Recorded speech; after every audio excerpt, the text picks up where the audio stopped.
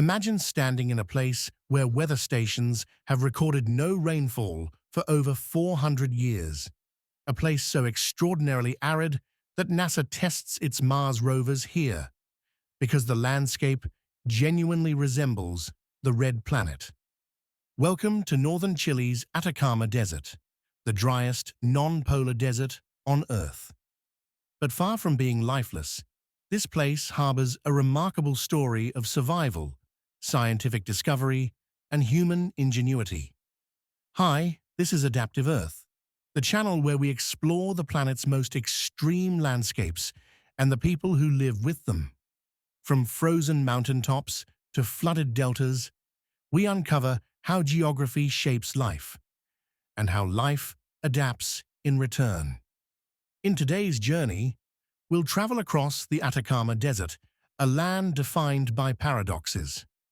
Once the beating heart of a global nitrate boom, it later became a ghostly landscape of abandoned mining towns.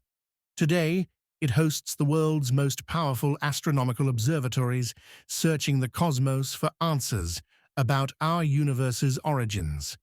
And scattered across its coastal ridges, communities have learned to harvest water straight from the fog, defying an environment where meaningful rain arrives only once per century. By the end, you'll see how the Atacama isn't just a desert, it's a laboratory of resilience for humanity's future. The Atacama stretches for roughly 1,000 kilometers along Chile's Pacific coast, trapped between the towering Andes Mountains to the east and the Chilean coastal range to the west. This geographic sandwich creates what scientists call a double rain shadow effect. Moisture-laden air from the Amazon basin cannot penetrate the Andes peaks, some soaring above 6,000 meters. Meanwhile, the cold Humboldt current flowing northward along the coast creates a temperature inversion. Cold ocean air becomes trapped beneath warmer air above, preventing clouds from forming. The result is atmospheric strangulation. Many areas receive less than 1 millimeter of rainfall annually, 50 times drier than Death Valley. The driest core, around the abandoned Yungay mining town, averages just 0.6 millimeters per year. Some monitoring stations have documented zero precipitation since measurements began. This hyper-aridity creates one of Earth's most hostile environments. Soils are saturated with salts and perchlorates, chemical compounds toxic to most life. Daytime temperatures scorch past 40 degrees Celsius, while nights plunge near freezing. For centuries, outsiders dismissed it as utterly barren, a wasteland incapable of supporting civilization. Yet human ambition proved otherwise. In the mid-19th century, prospectors discovered enormous deposits of caliche containing sodium nitrate. Known as white gold, this natural fertilizer revolutionized global agriculture. Before synthetic alternatives existed, nitrogen compounds were essential for growing crops at scale, and the Atacama held the world's richest reserves. The discovery triggered a mining frenzy. By the 1880s, entire cities materialized in the desert, complete with theaters, schools, and hospitals. At its zenith, tens of thousands of workers extracted caliche under brutal conditions. Chile's economy became deeply dependent on nitrate exports, which accounted for over 70% of government revenue by the early 1900s. The Atacama had become Chile's economic engine, but prosperity proved fragile. In 1909, German chemists Fritz Haber and Karl Bosch developed a process to synthesize ammonia from atmospheric nitrogen, enabling cheap artificial fertilizer production. World War I accelerated adoption of this technology. By the 1920s, the market for natural nitrates collapsed almost overnight. Ghost towns like Humberstone and Santa Laura remain frozen in time today, haunting monuments to boom and bust economics, where rusted machinery and crumbling buildings slowly surrender to windblown sand. If you're fascinated by how landscapes like the Atacama shape human history and survival, make sure to subscribe and hit the bell icon. That way, you'll never miss a journey into the world's most extraordinary places. Despite the mining collapse, the Atacama wasn't abandoned. Instead, humans discovered new ways to thrive amid its challenges. One of the most ingenious solutions emerged from an unlikely source: fog. Along the desert's coastal ridges, the cold Humboldt Current generates dense fog banks called camanchaca. Though rain almost never falls, this fog carries precious moisture. Starting in the 1980s, communities began erecting fog nets, large panels of fine mesh stretched between poles on hillsides.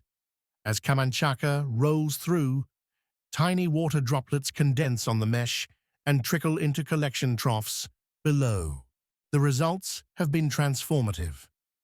Individual fog collectors can harvest between 200 and 400 liters of water daily during peak fog season. Some communities capture over 500,000 liters annually, enough for drinking, farming, and even reforestation projects. In villages like Peña Blanca, fog water has allowed residents to cultivate vegetables and fruit trees. The technology is elegantly simple, requires no electricity, and creates zero pollution. Meanwhile, scientists recognize that the Atacama's brutal dryness could be turned into an extraordinary advantage. With virtually no humidity and minimal light pollution, the desert offers some of Earth's clearest skies. International astronomers established observatories that probe the universe's deepest mysteries. The Atacama Large Millimeter Array, ALMA, operates at altitudes above 5,000 meters, using 66 radio antennas to study star formation, distant galaxies, and interstellar chemistry. The desert that once fueled agriculture through nitrates now fuels humanity's cosmic curiosity. Even nature occasionally defies expectations. During rare El Niño years, when storms penetrate the desert, something magical occurs: the Desierto Florido, or flowering desert. Dormant seeds that have waited decades suddenly germinate. Within weeks, the barren landscape explodes into a carpet of pink, purple, and yellow blooms.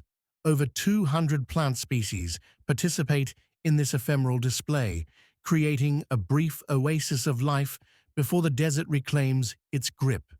So the Atacama Desert is anything but empty. It overflows with stories. Stories of miners who carved fortunes from caliche. Stories of astronomers who decipher light from distant galaxies. Stories of villagers who coax water from fog-shrouded mornings. And stories of wildflowers that wait through centuries of drought for a single season to bloom. The driest place on Earth is, paradoxically, teeming with life, innovation, and meaning. And embedded in its extremes lies one of geography's most profound lessons. Survival isn't about forcing landscapes to bend to human will. It's about understanding limits, embracing constraints, and discovering how challenges themselves can become sources of strength. The Atacama doesn't fight its aridity. It works with it, around it, and through it. That's the essence of adaptation. If you enjoyed this journey through the Atacama Desert, don't forget to like this video and share it with someone who loves geography and storytelling. And subscribe to Adaptive Earth for more adventures into the world's most fascinating landscapes. Until next time, keep exploring.